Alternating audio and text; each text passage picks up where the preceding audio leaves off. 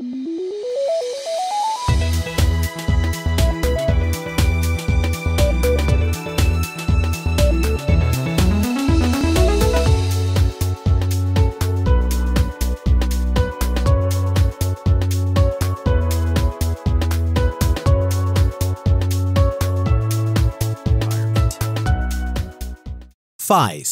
First is Self-Esteem, Module 1.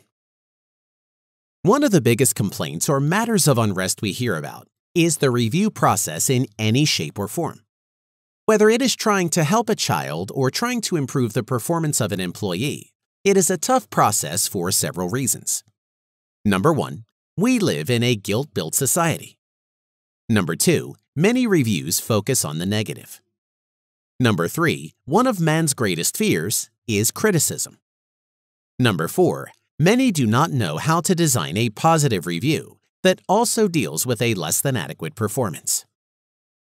When one takes the time to learn and use positive counsel, employees or individuals become much more positive, much more confident, and no longer fear the review system. How to build a positive review? Never, never, never counsel or conduct the review process in the company of others. This includes talking with children around friends and siblings. Keep these sessions private. You do not want to create a negative atmosphere among one's peers. You can praise privately or in the company of others. Start with facts and specific achievements. Find as many positive facts and achievements as possible about the person, even if it's something they do all the time, such as, Sam always has a positive outlook and is eager to help. It may sound redundant, but it will keep reinforcing that positive trait, much in the same way an affirmation works. Many ask, where do you find this positive information? The best place is the same place you find the negative stuff. If a person is late 5 times in a year, then he is on time 255 days a year. If someone does not show up for a shift for a good reason, someone or someones had to cover that shift.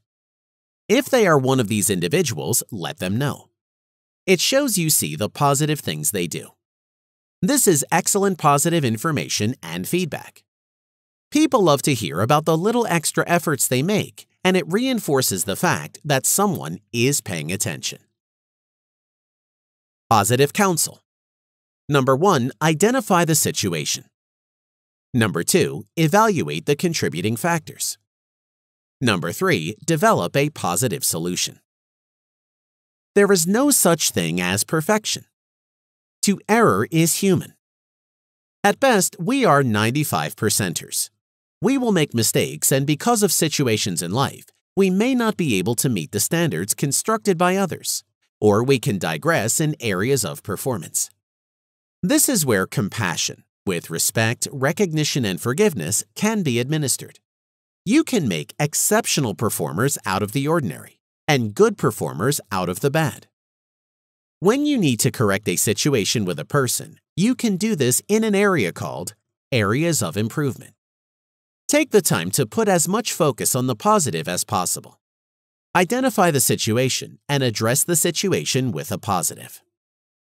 Remember, asking engages the mind. Telling disengages. Allow them to be part of the solution. Sam, you are on time 80% of the time. But we have a situation here.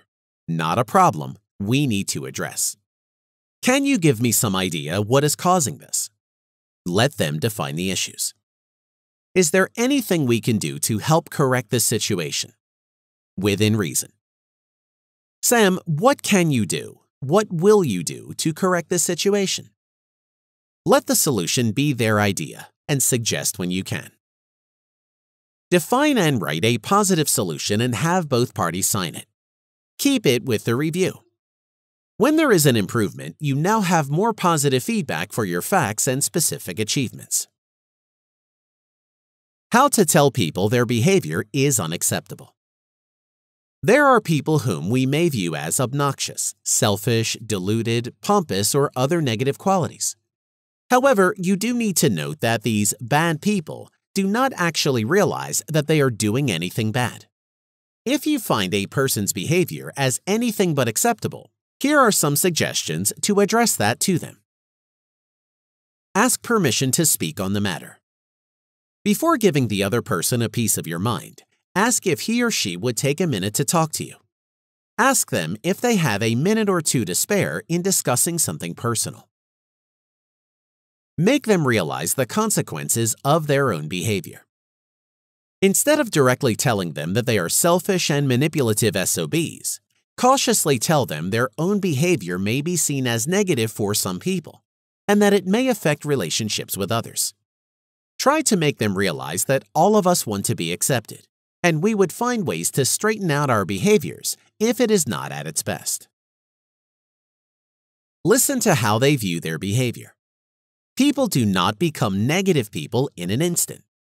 They may deny that their behavior is unacceptable, but you need to realize how they view their behavior. It could either be positive or negative according to their perceptions and beliefs. If they insist, do not force them. When that person insists that there is nothing wrong with their behavior, simply leave it at that. It is not our responsibility to change their behavior. They can only change themselves, and they hold the option to do so. How we view ourselves and others will ultimately shape who we are. We should understand that our thoughts and emotions would serve us to take the necessary actions to bring out the results we want.